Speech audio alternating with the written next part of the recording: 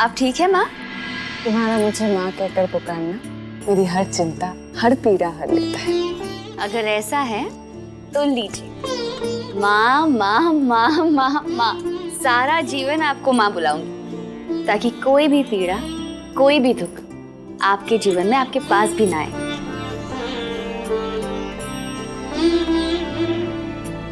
ये देखो, ये है मेरे अर्जुन का पहला धनुष। अगर आप मुझे बताती भी नहीं ना, तो भी मैं पहचान जाती। और ये है धर्म की पहली पुस्तक जो युधिष्ठिर ने पढ़ी थी। और ये है भीम की पहली गदा। और ये है नकुल और सहदेव की पहली तलवार। उर्वी, ऐसा मान लो कि एक क्षत्रिय के जन्म होते ही वो अपने कर्तव्य के पथ पर चल पड़ता है। और देखो, आज मेरे पुत्र अपने परिश्रम की पहली परीक्षा देने चले। उनका पहला युद्ध। जिन्हें कुंती माँ जैसे संसार के सर्वश्रेष्ठ माँ ने जन्म दिया हो, उन्हें पाला हो, उनके सामने कौन टिकेगा?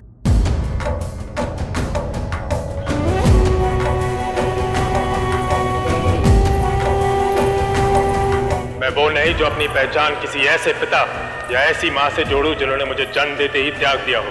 मैं राधा पुत्र था, हूँ, और अगर मेरी जननी आज मेरे सामने आकर भी खड़ी हो जाए तो भी मैं राधा ही रहूंगा।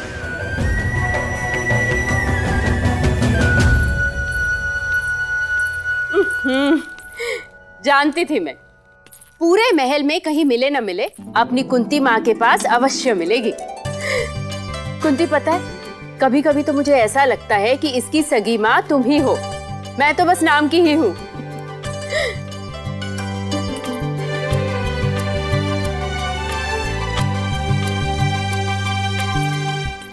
कुंती माँ, ये क्या है? इसके पीछे की कहानी तो आपने मुझे बताई ही नहीं। कौन है वो जिसके बचपन से ये जुड़ा है? आप दोनों हंस क्यों रही है?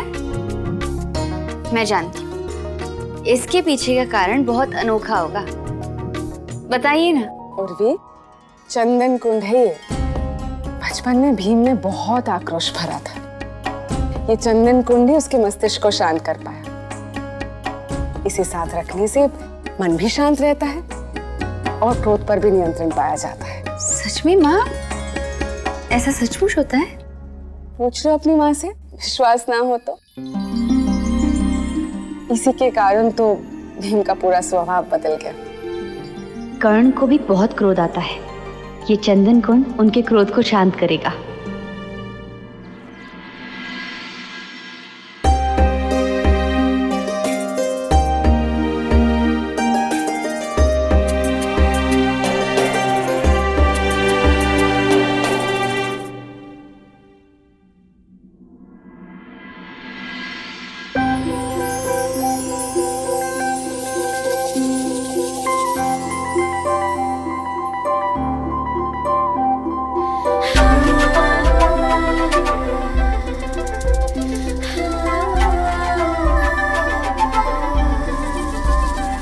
कब निकलेंगे बाहर?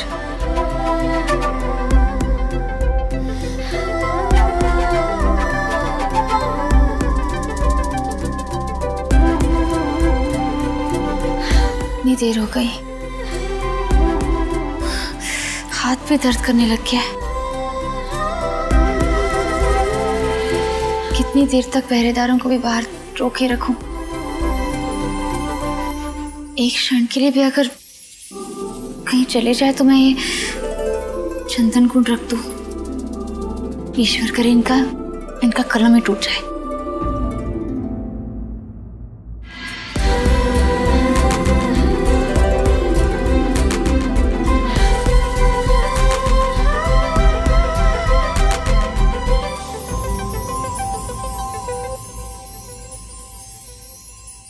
कैसे निकालूं इन्हें बाहर?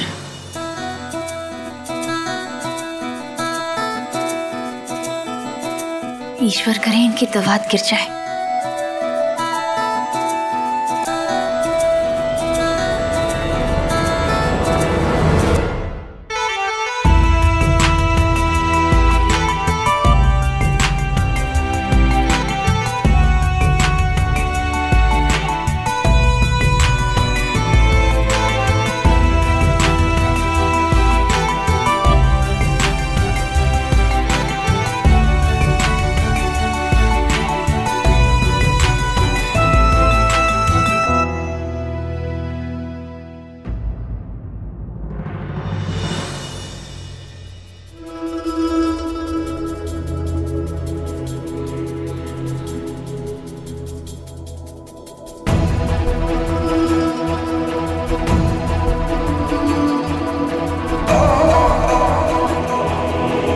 कहीं कर्ण मुझे देख न ले।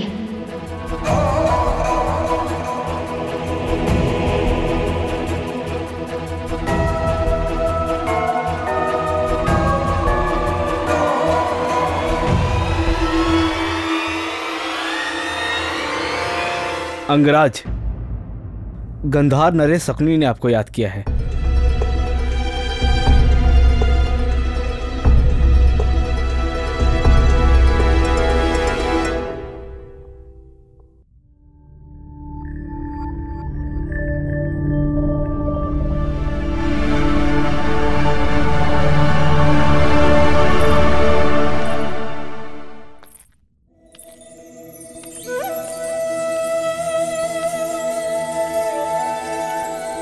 मुझे इसे ऐसी जगह रखना चाहिए जहां किसी को ये दिखाई न दे।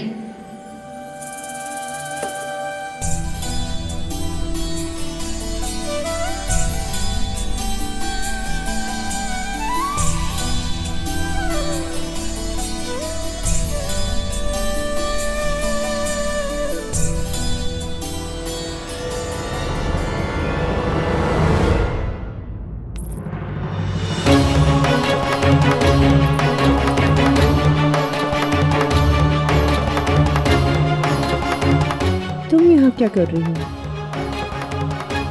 ये तो अंगराज का कक्ष है।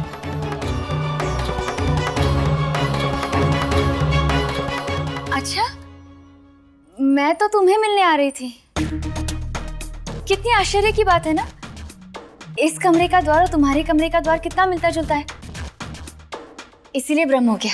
अच्छा, तो पहरेदारों को बाहर क्यों रोक रखा है? अगर हमसे मिलने आती तो इसकी आवश्यकता नहीं पड़ती तुम्हें।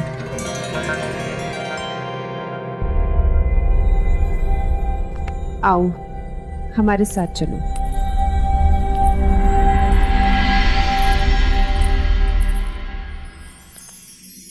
मेरी मित्र रास्ता भूल गई थी। अर्थात खो गई थी, तो बस इन्हें ही लेने आए थे। शर्य, जिनका बचपन इस महल में बीता हो तो खो गई। हो जाता है कभी कभी। चले उर्वी।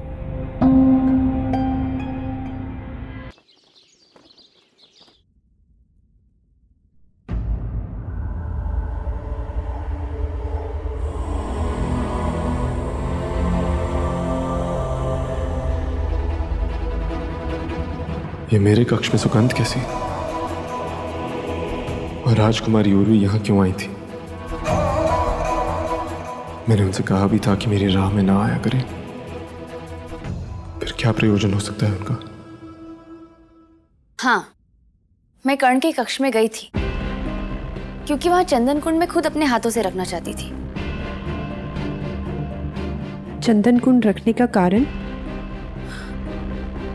कर्ण के अंदर बहुत ज्यादा क्रोध भरा है। मुझे लगा चंदन कुंड उनको शांत करने में थोड़ी मदद कर देगा।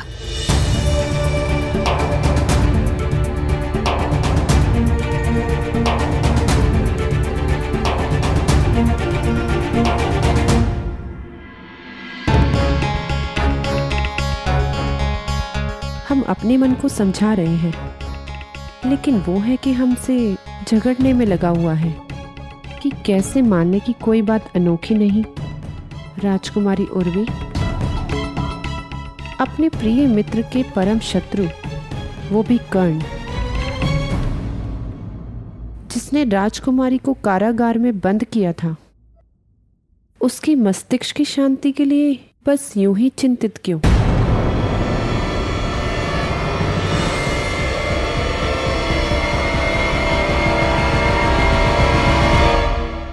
दादाजी, हम ये जानना चाहते थे कि आपने गांधार नरेश शकुनी की बात क्यों मानी? इस युद्ध को युवराज के चयन का आधार क्यों बनाया?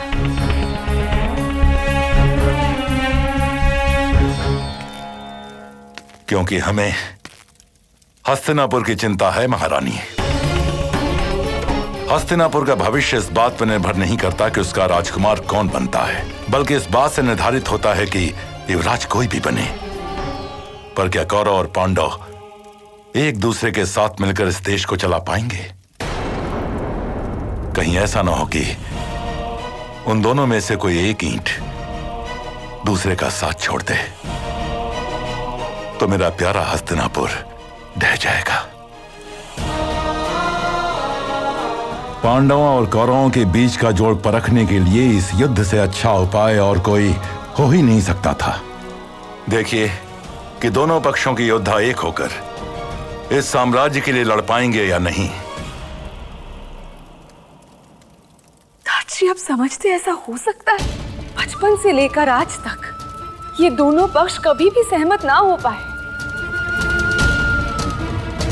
चिंता हो रही है कि कहीं कोई ऐसी हवा ना चल जाए जो कौरवों और पांडवों के अस्त्रों की दिशा बदलकर एक दूसरे की ओर ले जाए। महारानी, द्रुपद जैसा शक्तिशाली और कुटिल शत्रु खड़ा है सामने। कौरवों और पांडवों को आपसी मतभेदों को भुलाकर हस्तिनापुर के सम्मान के लिए एक साथ लड़ना ही होगा। बस इसी सोच और मन में प्रार्थना के साथ मैंने उन दोनों पक्षों को एक साथ भेज दिया। आप भी यही प्रार्थना करें कि जब कौरव और पांडव इस युद्ध से वापस लौटें तो अलग अलग नहीं, एक होकर लौटें।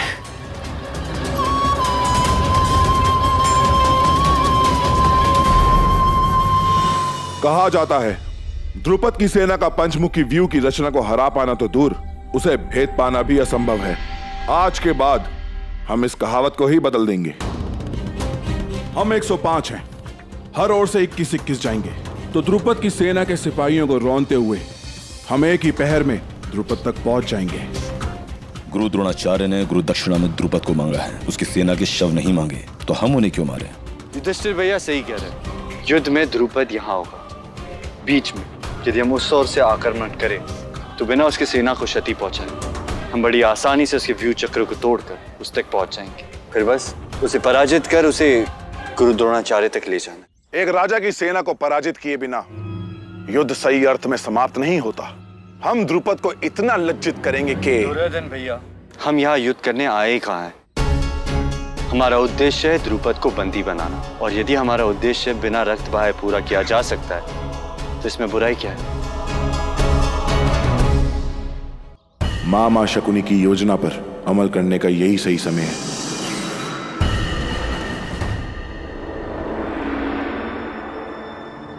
आश्चर्य!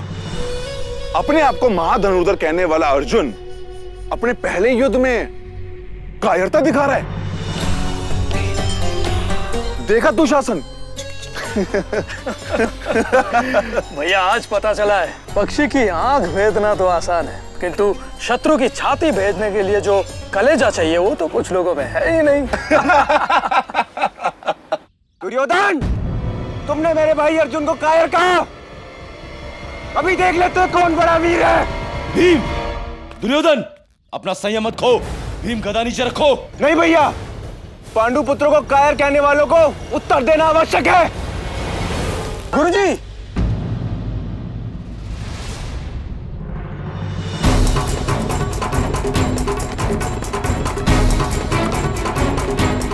क्या हो रहा है यहाँ?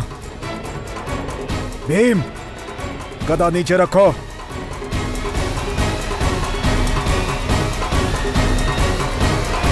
गुरुदेव, हम आपकी गुरु दक्षिणा का सम्मान करते हुए पांडवों के साथ मिलकर ये युद्ध लड़ना चाहते थे, किंतु देख रहे हैं आप इनका बर्ताव। ये तो द्रुपद की बजाय हमसे लड़ पड़े। ऐसे मतभेद के चलते हम एक साथ नहीं लड़ पाएंगे गुरुदेव। गुरुदेव, लड़ाई इन्होंने शुरू की थी। अपनी वाणी नीचे करो, अन्यथा अभी के अभी तुम्हें हस्तिनापुर के लिए रवाना कर दूंगा।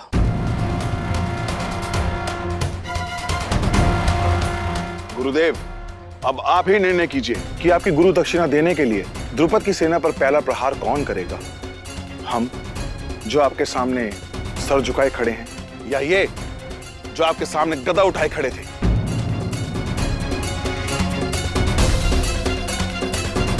एक साथ मिलके तो नहीं लड़ा जाएगा गुरुदेव, कहीं बात उल्टी ना पड़ जाए। जो दृश्य हमने देखा उसके पश्चात पांडवों को यह दंड है कि हमें गुरु दक्षिणा देने का पहला अवसर कौरवों को दिया जाएगा।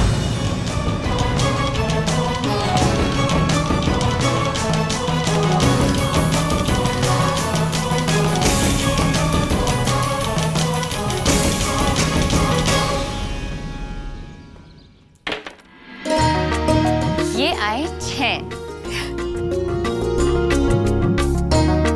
तुमसे तो ये चौपड़ खेल बनाने वाला भी जीत ना पाए कभी। राजकुमारों का संदेशा लाई हो? क्यों इतनी चिंता? हमें विश्वास है दुर्योधन पांचाल को जीत कर ही आएंगे। तुम देखना उर्वी, इस दीप उत्सव में शहर के सारे दीपकों की चमक दुर्योधन की कीर्ति के आगे फीकी नजर आएगी। आने दीजिए उन्हें, हमने ही आमंत्रित किया है।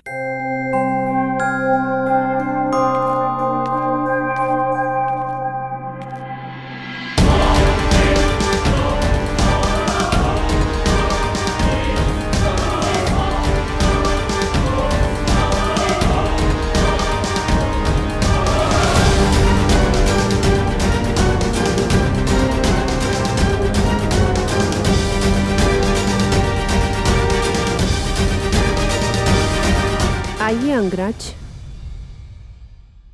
आपके मित्र के बिना हम थोड़ा व्याकुल हो रहे थे। सोचा उर्वी के साथ चौपड़ का खेल खेलकर थोड़ा मन ही बहला ले, किंतु इन्होंने तो हमें हरा कर हमारे दिल में तूफान ला दिया। तब हमें आपका स्मरण हुआ कि आपके हाथ केवल बाण चलाने में ही नहीं, पासे चलाने में भी किसी से कम नहीं। अब आप उर्वी के साथ खेलिए और हमारी हार का प्रतिशोध लीजिए, वैसे ही जैसे आपने हमें हराया था। आज इन्हें हराइए। आखिर उर्वी के मन में कर्ण के लिए क्या है, आज तो ये मैं पता करके ही रहूंगी।